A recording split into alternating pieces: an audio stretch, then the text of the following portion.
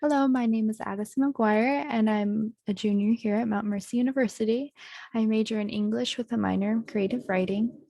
A little bit about me and a little bit of background behind my piece is that when I came here to Mount Mercy originally, I wanted to be a nursing major. And and as a nursing major, you have to be good at science. And I was not so great at science, and I'm not really sure what was going through my mind at the time. But I thought I could do it. To all the nursing majors out there, I commemorate you to the highest regard. I could never do it myself. And so I decided to become an English major instead because that's where my heart was. That's what I was good at. Um, but all of the respect in the world to those of you out there who want to become a nurse someday. Um, but a little bit of background about the piece is that I came before I uh, in in high school, I took a CNA class over at Kirkwood and I got my CNA certification. Um, but beforehand, oh, my dog decided to make an appearance today as well.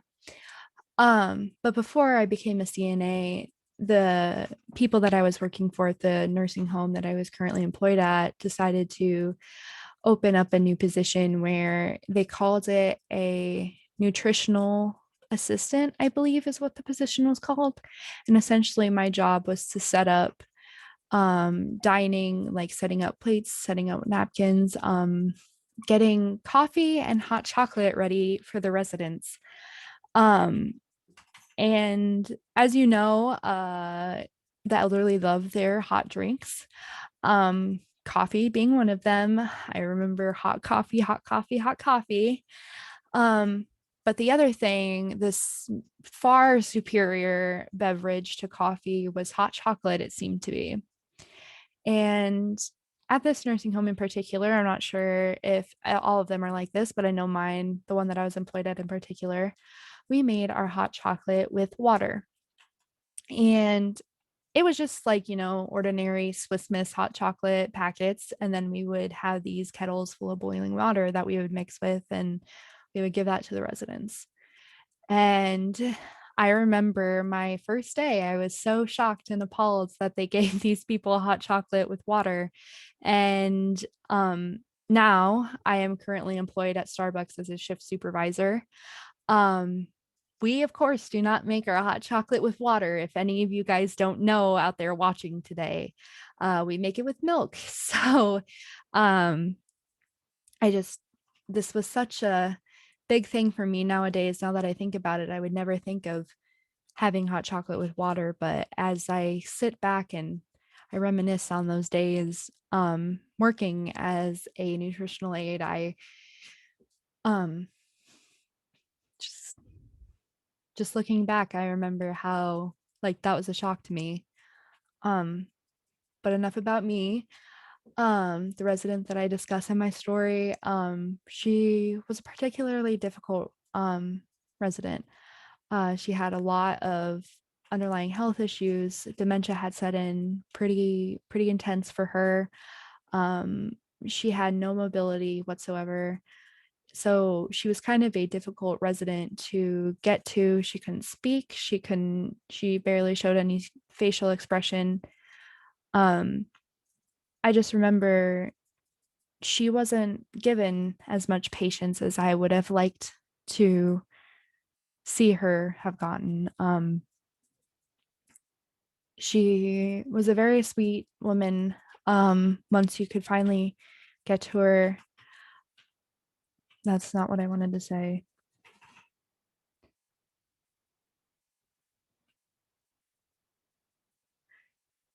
She wasn't given the patience that she deserved. And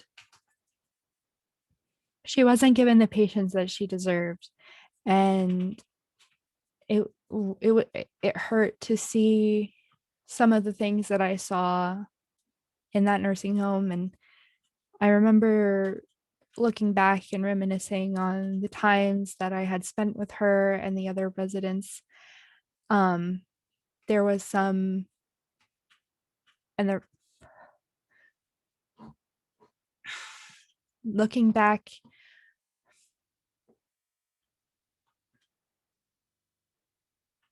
looking back, look,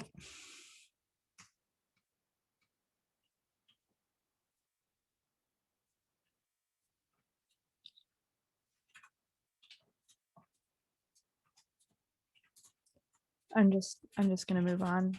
I don't know. Um, but that resident became a big part of my life.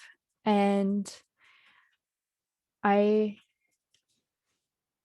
but that resident became a big part of my life in ways that to this day, even though so this happened a few years ago, that resident still lives in my heart, and I will forever be grateful for everything that she has done for me while her time on this world that was shared with me was though though the time though the time that she spent on this world overlapped with mine, I still am forever grateful.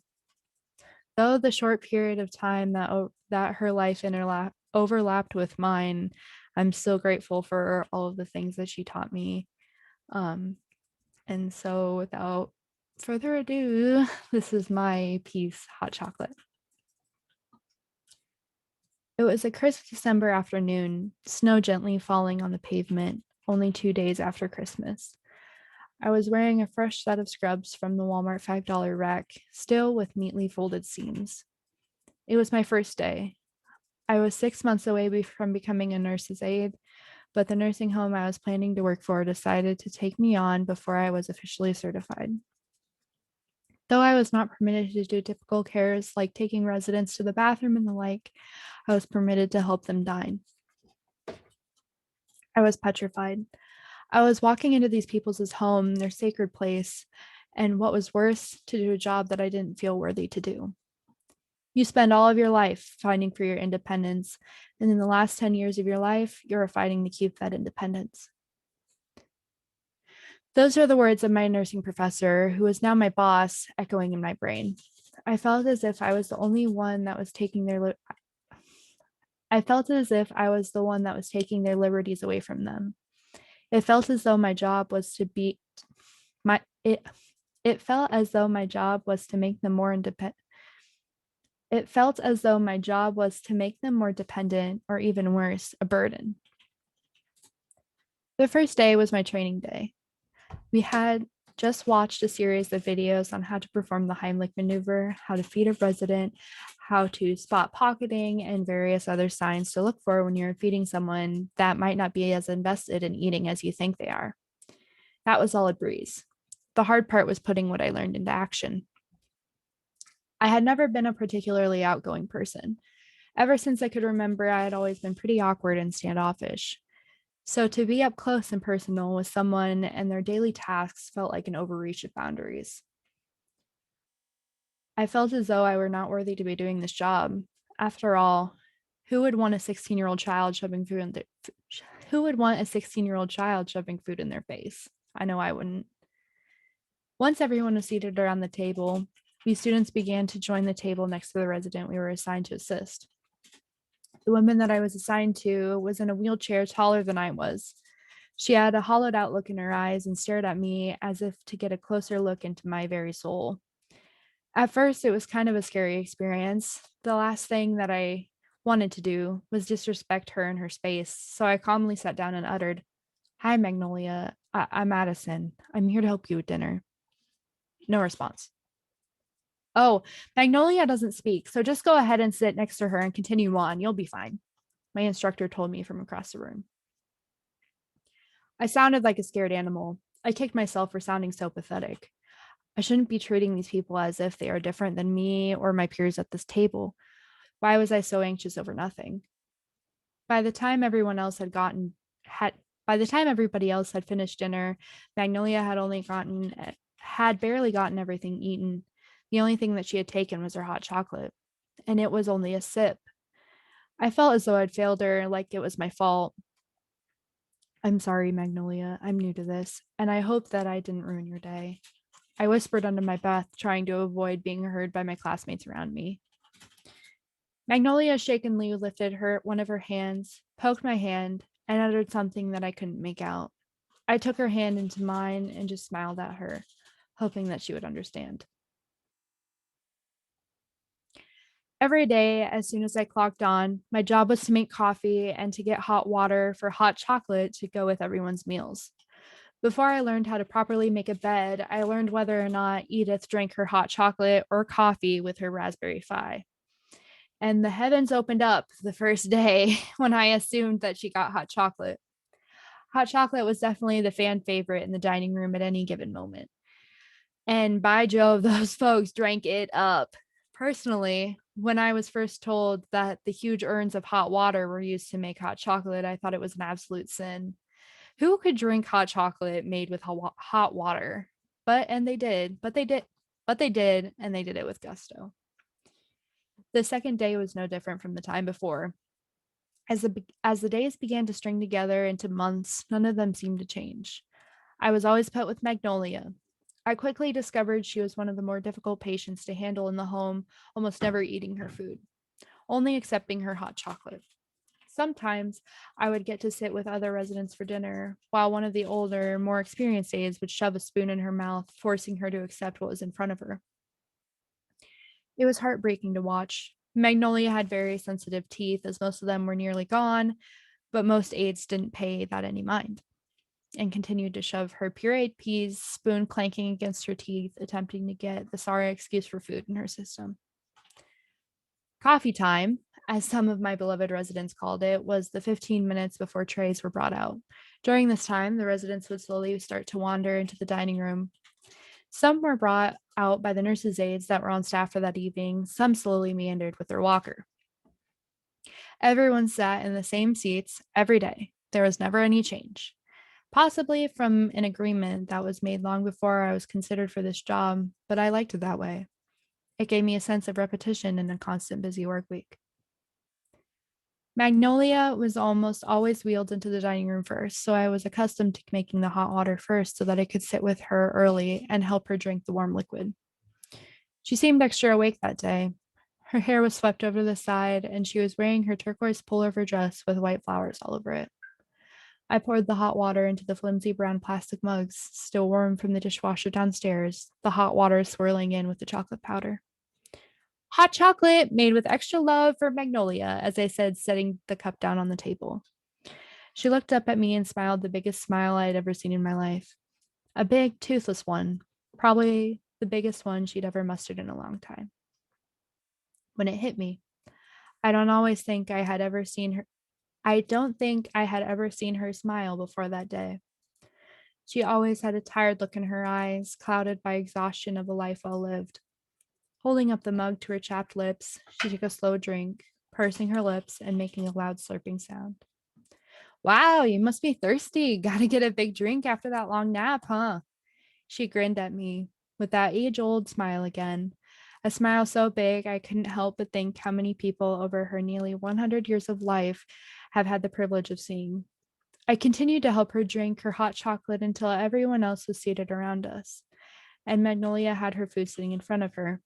The food was the same as usual, a green mush put into a mold to somehow resemble the idea of peas, a light brown mush, which I, at the time assumed to be chicken, and cherry jello, the only item that I could identify for certain. Magnolia had the biggest look of disgust on her face when the tray was set down in front of her. I started with the peas, to which she immediately looked at me and rolled her eyes. She had never given me a look like that before. I was in absolute shock that she had reacted in that way towards her food. I pushed it all away. I pushed it all away and continued to give her the hot chocolate. It was practically already gone. As it was particularly already gone. As she took the last sips of her beloved warm drink, one of the aides approached us. She needs to get her nutrition in. She needs to eat this, she said as she reached across me to shove the food in Magnolia's mouth. She doesn't want it. I picked up her tray and took it to the kitchen personnel outside of the dining room. She doesn't want it. She doesn't want it. I picked up her tray and took it to the kitchen personnel outside the dining room. When I returned, the aide was giving me the nastiest look I think I had ever received in my now 20 years of life. When I returned, the aide was giving me the nastiest look I think I have ever received in my now 20 years of life. I began to make another cup of hot chocolate for Magnolia. I had never defied authority like that before.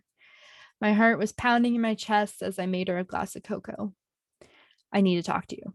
The nurse, I need to talk to you, the aide said, motioning me to come outside the dining room. In that moment, I swear my heart had stopped. What was she going to do? Was she going to report me for What was she going to do? Was she going to report me for maltreatment? I hadn't done anything wrong, but I walked out of the room like a dog with a tail between its legs, and it was obvious. What do you think you're doing talking to me like that way? What do you think you're doing talking to me in that way? I can't believe you would speak to me in that way, the aide hissed at me. She wasn't going to eat the food anyway. She didn't want it, I practically murmured in rebuttal. These people need to get better. You can't live on hot chocolate alone. These people need nutrients. She was shouting at me. You can't. These people need to get better. You can't live on hot chocolate alone. These people need nutrients. She was shouting at me now, and people were starting to stare. I was petrified. I had never been scolded like this before, not even during my 2 years of grocery clerk service. I was never spoken to in that way. I thought back on the 4 months of classes that I had been taking to become a nurse's aide. What was the answer? What was my way out of this situation? What should I say to a woman that thinks she has all the answers for every single one of these residents that lives under this roof? Magnolia is fighting for her independence, and people like you are keeping it from her.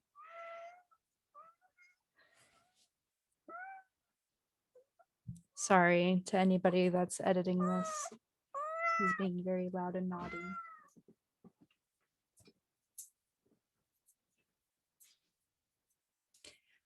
Magnolia is fighting for her independence, and people like you are keeping her from it. Back off, I say simply.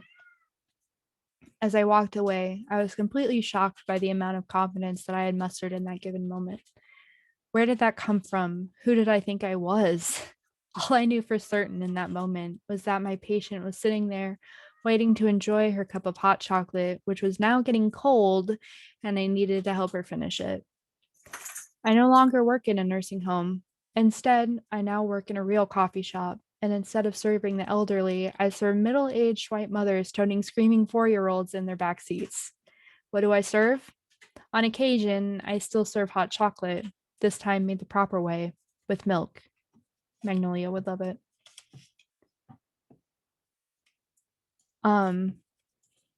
I thank you, Mary, so much for giving me this opportunity to share my story with you. And I wish you guys all the best of luck today. Thank you so much.